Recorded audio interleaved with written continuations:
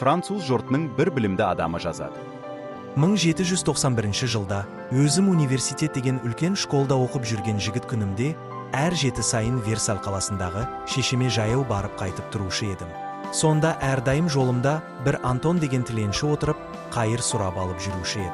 Бір күні тағы сол жолмен келе жатып, бір орта бойлы арықтау кісіге ұшырасып, жөніміз бір болған соң, бірге келе жатқанымызда, әдетше манағы Антон алдымыздан шығып қайыр сұрап. Қасымдағы кісі тоқтап, Антонның бетіне қарап тұрды да айтты: Сен қарауға еп-есті кісі секілді көрінесің, және жұмыс істеуге қуатың да бардай көрінеді. Сөйтіп тұрып, мұндай жаман іспен өзіңді кемшілікке салып жүрсің. Бай болғың келсе мен саған ақыл айтайын. Мен өзім де сендей кедей едім, бірақ сендей тіленшілік қылғаным жоқ. Елден, қалақадан қыдырып жүріп. Әуелі боқтық салам арасынан, не болмаса жай кісілерден ескі шүберек сұрап жиып жүрдім. Ол шүберектерді апарып қағаз істейтін фабриктерге сатып, сонменен азды көпті ақша болған соң бір есек, бір арба алдым. Мұнан соң әуелі аздап, бара-бара кебірек, әр үйден ескі құсқы.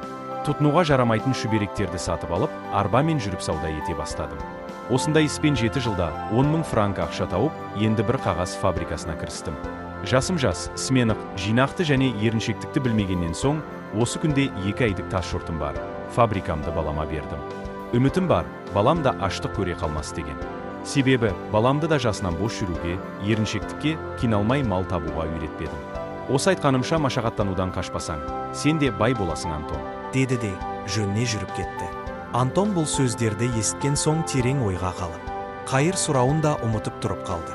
1815 жылда Брюссель деген қаладан өтіп бара жатып, бір кітап сататын үлкен дүкенге кірдім.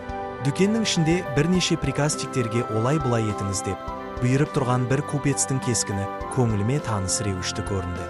Сөйтіп тұрғанымда әлгі кісі мені көріп, бетіме қарап тұрды да, қасыма келіп айтты: Айып етпесеңіз сұраймын, мұнан 25 жыл бұрын сіз оқып жүріп, жұма сайын Версальдегі үйіңізге барып жүрген жеріңіз бар ма еді? Сонда ойыма түсіп таң қалып, сен Антонбысың? Дедім. Рас, деді Антон. Мен сондағы көрген тіленші Антоныңыздың өзімін. Сол жүргеніңіздегі бір күн қасыңызда бірге жолыққан кісінің айтқандары көңіліме кіріп кетіп.